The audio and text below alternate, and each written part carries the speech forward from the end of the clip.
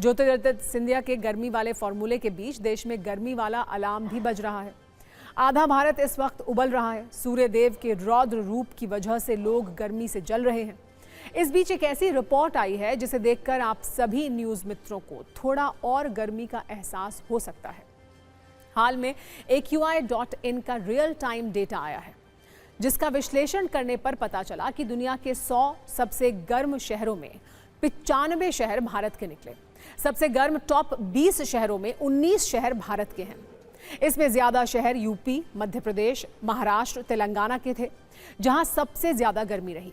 UP का Jhansi, MP का ओरछा और ओडिशा के बालनगीर का नाम इसमें टॉप पर रहा। यहां तापमान 45 डिग्री से भी ज्यादा दर्ज किया गया, जिसने गर्मी के पिछले रिकॉर्ड्स को भी तोड़ दिया। रविवार को गर्मी ने सबसे ज्यादा लोगों को बेहाल कर दिया, जब राजस्थान, यूपी और महाराष्ट्र के 7 शहरों में तापमान 46 डिग्री सेल्सियस के भी पार चला गया। इससे सबसे ऊपर बांदा का नाम रहा, जहां तापमान 47.1 दर्ज किया गया। इसके अलावा अकोला, अमरावती और जैसलमेर जैसे शहरों में पारा 46 डिग्री से ऊपर रहा, जबकि यूपी के प्रयागराज और वाराणसी तक में लोगों ने प्रचंड गर्मी के इस अलार्म को सुना भी और महसूस भी किया। हालांकि आज मौसम विभाग ने एक ऐसा अनुमान जताया है जिसमें राहत वाले संकेत हैं।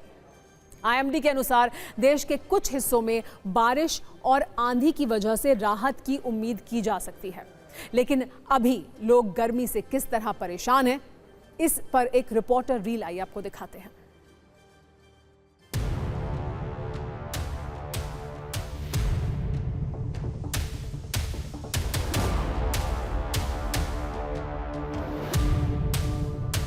पूरा नॉर्थ वेस्ट इंडिया इस वक्त भीषण गर्मी की चपेट में है। आलम यह है कि लू के थपेड़ों ने लोगों को घरों में ही कैद करके रख दिया है। तापमान 42 डिग्री के पार दिल्ली में जा चुका है और जबरदस्त गर्मी और लू की वजह से डॉक्टर भी लोगों को सलाह दे रहे हैं कि दोपहर के वक्त हो सके तो घरों में ही कैद रहें। हीट वेव तब बोलते हैं जबकि नॉर्मल टेम्परेचर से वो 4 से 6 डिग्री ऊपर जाता है और वो परसिस्टेंटली रहता है।